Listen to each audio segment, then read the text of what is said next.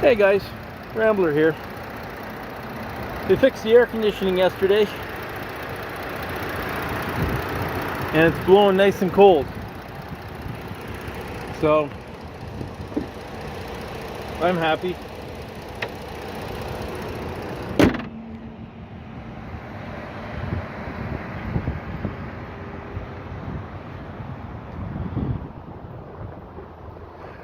Now the big question is, will the exporters be as happy?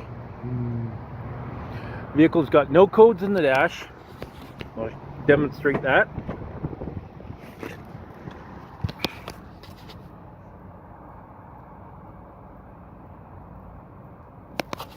Let me close the door.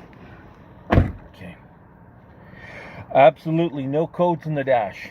Before, down in here, we had the indicator for the engine light, right? The red engine light was on.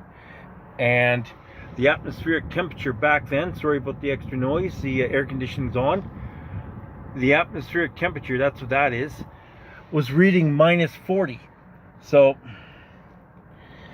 we had to replace the sensor for that and do some work on the wiring underneath the hood. They rerouted the wiring to where it's supposed to be, and I'm happy as can be.